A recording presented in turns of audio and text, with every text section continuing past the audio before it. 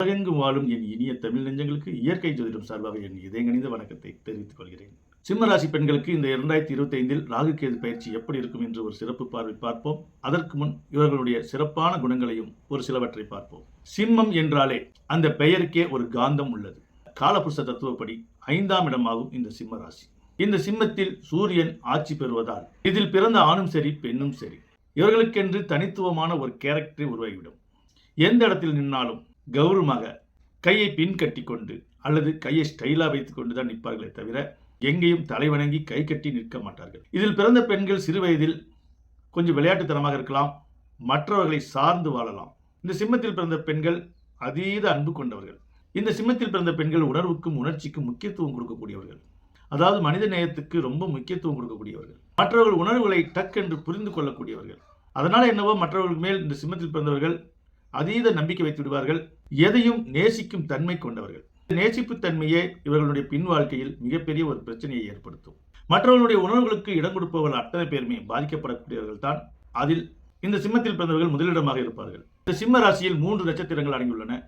மக நட்சத்திரம் 1 முதல் 4ஆம் பாதமும், பூர நட்சத்திரம் 1 முதல் 4ஆம் பாதமும், உத்திர நட்சத்திரம் 1ஆம் பாதமும் அடங்கியுள்ளது. இந்த மக நட்சத்திரத்தில் பிறந்த பெண்கள் மகா புத்திசாலிகள் என்று சொல்லலாம். இவர்கள் வாழ்வில் எண்ணற்ற சோதனைகள் வரும்.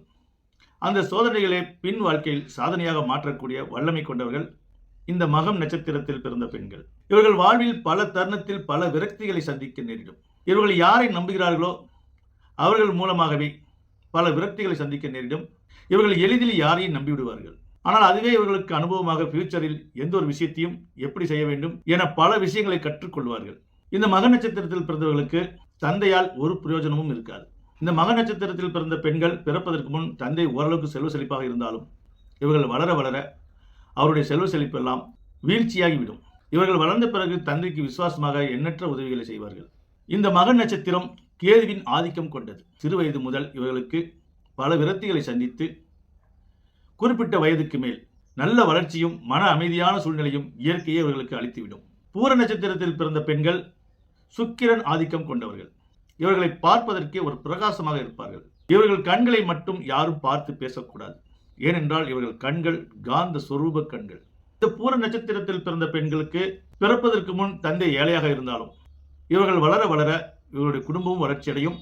அதேபோல் புகுந்த வீடும் இவர்கள் காலடி எடுத்து வைத்தவுடன் நல்ல வளர்ச்சி பெறும். இவர்கள் எவ்வளவுதான் ஆடம்பரத்தை விரும்பினாலும் மற்றவர்களையும் மதிக்க தெரிந்தவர்கள். தன்னை போல பிறரையும் எண்ணக்கூடிய பெண்மணியாக விளங்குவார்கள். யாருக்கும் எந்த உதவியையும் எந்த நேரத்திலும் மனம் முன் வந்து செய்வார்கள். இவர்கள் குறிப்பிட்ட வயது வரை ஆடம்பரத்தை ரொம்ப நேசிப்பார்கள். ஆடம்பரத்தை நேசித்தாலும்